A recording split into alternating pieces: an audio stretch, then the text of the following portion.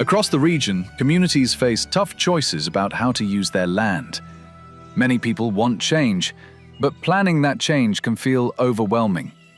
What is the first step to a shared future?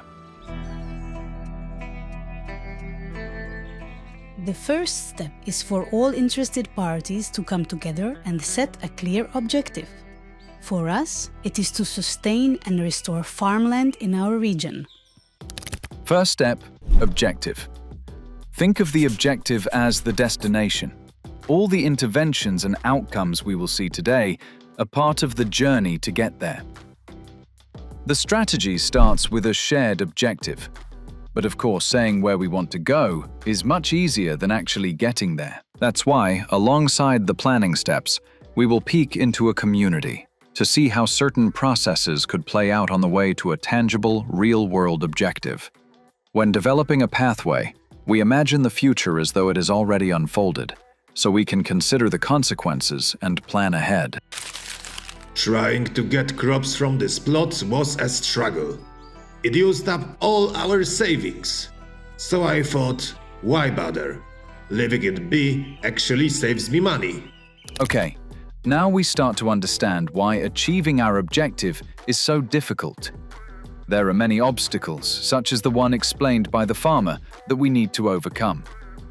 Once identified, we add these obstacles to our diagram and call them barriers.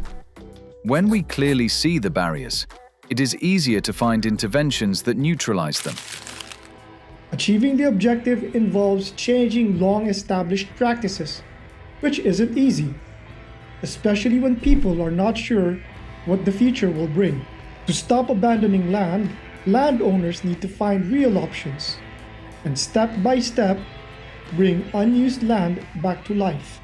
Landowners seek alternatives to abandonment and engage in restoring abandoned land. These are two important changes in land use. In building our strategy, we call these outcomes. They bring us closer to overcoming the barrier and reaching the objective.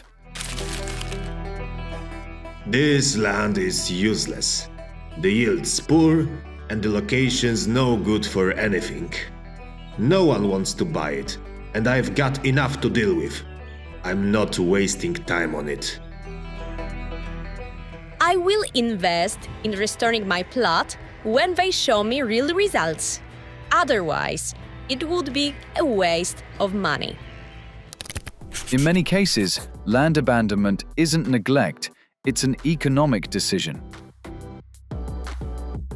When farming brings little income and land prices stay low, abandonment becomes the most logical path.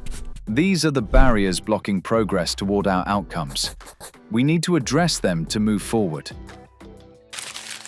Given the obstacles farmers face, how does the local government plan to encourage them to take action? We are introducing a tax on abandoned land. If land remains unused, it should not be without cost. We encourage owners to restore the land or seek productive alternatives. A tax? Seriously? What alternatives? There is nothing we can do with that land. Some of it just can't be saved, and now we are getting punished for it? You are charging us for the problem instead of solving it.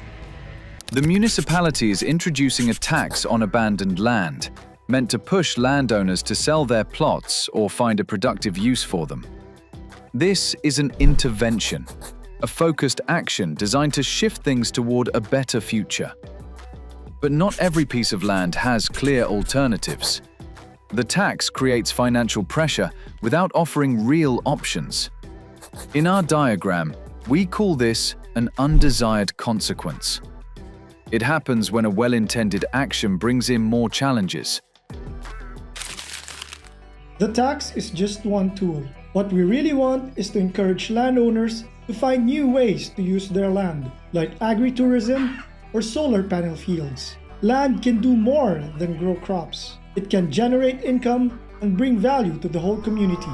I managed to turn this land into a spot for folks who want to experience rural life and be near the animals. It brings in some money now, but it took a lot of learning and some risks. Honestly, without coordinated support, most farmers around here won't even know where to start. So there's a growing desire to see land as more than a field, something that brings income and connection to the whole community. But for many farmers, that idea is out of reach. Without support and expertise, the land's potential stays hidden. With so much untapped potential, is there a plan to help landowners find new ways to use their land? Yes, we are launching a land matchmaking platform. It will connect landowners with people who have ideas, energy, and vision, so that unused land can start creating value again. I found the solar idea through the land matching platform. Someone needed space, I had an empty patch. My neighbors were skeptical, but once they saw it working, they got on board too. We are working together more than ever. That bit of independence had let us step away from the big retailers. Now, we sell food locally and directly at our co-owned restaurant. The land matchmaking platform connects landowners with fresh ideas, giving farmers new options. But it's doing more than that. It's also helping to build community ties, leading to more local cooperation and new opportunities beyond farming. A co-benefit, standing for added positives that come along with the original plan.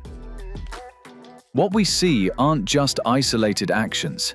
Each part, starting from our shared objective, through the barriers we face, the outcomes we aim for, and the interventions we try, fits together.